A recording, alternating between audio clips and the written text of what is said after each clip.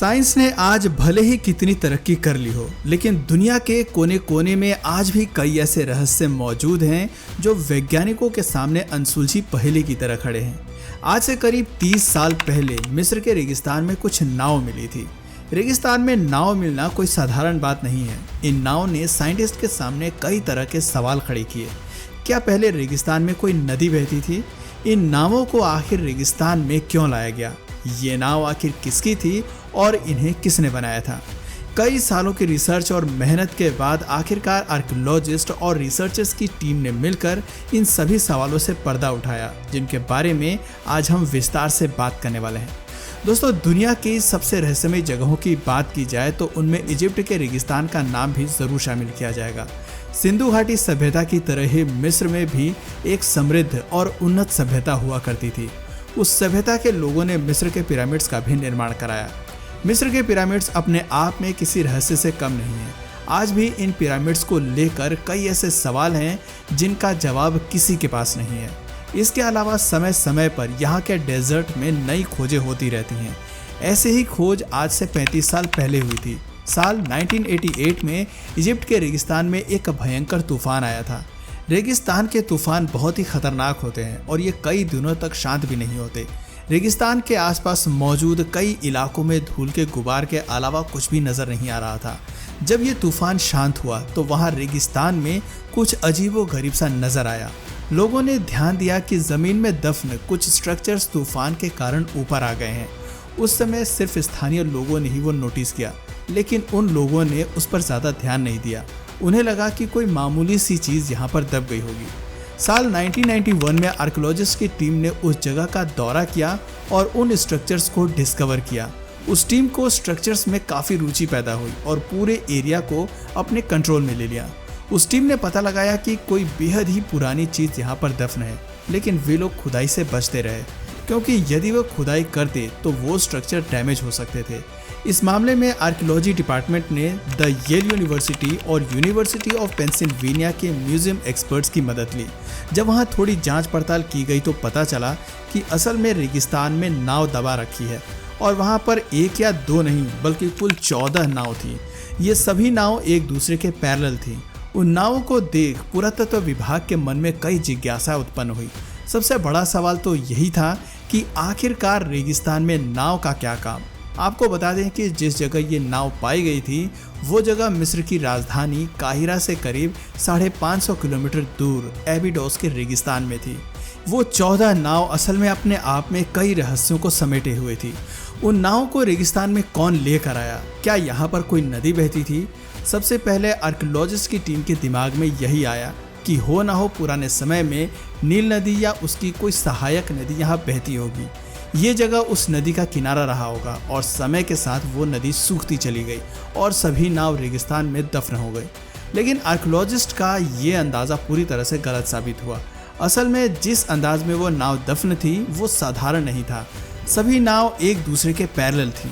इतना ही नहीं, उन नावों के चारों ओर मिट्टी की ईंटों की दीवारें भी बनाई गई थी, यानी एक प्रकार के ताबूत बनाकर उनके अंदर सभी नाव को रखा गया था।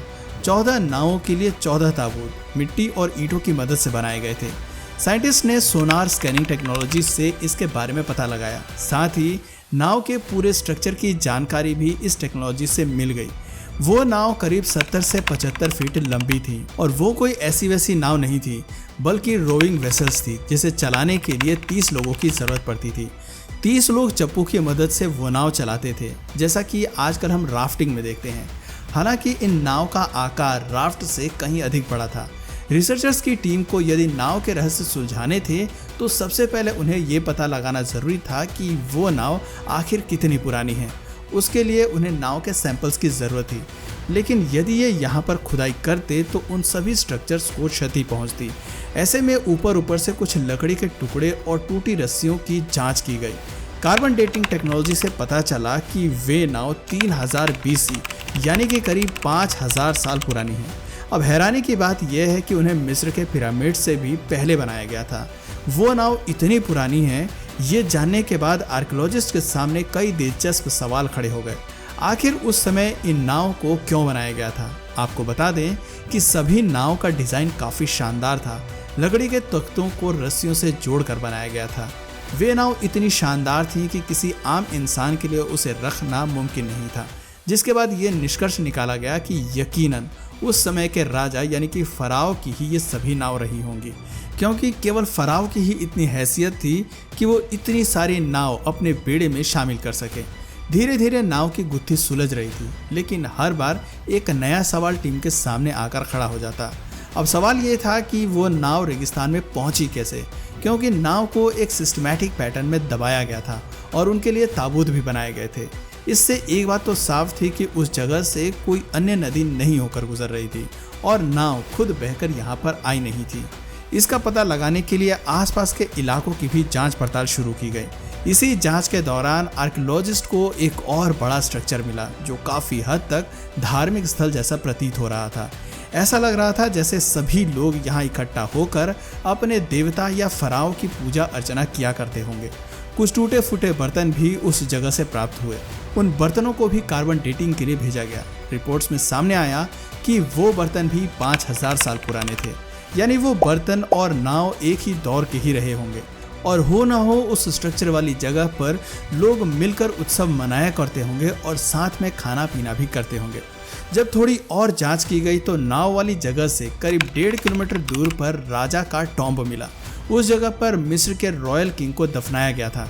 इतना ही नहीं, राजा के आसपास कई अन्य कब्र भी मौजूद थी। मिस्र की सभ्यता के अनुसार मरने के बाद राजा को बहुत ही सम्मान के साथ दफन किया जाता था। साथ ही साथ राजा द्वारा इस्तेमाल की जाने वाली सभी चीज़ें और ढेर सारा खाना भी साथ में दफन कर दिया जाता था, जिससे कि राजा को आगे की यात्रा करने में कोई समस्या ना हो। अब रिसर्चर्स के सामने पूरी गुत्थी सुलझती हुई नजर आ रही थी। असल में जिस समय राजा की मौत हुई होगी और उसे दफनाया जा रहा था, तभी कई अन्य लोगों ने भी खुद को दफन कर लिया होगा। वे भी राजा के साथ आगे की यात्रा में शामिल होना चाहते थे।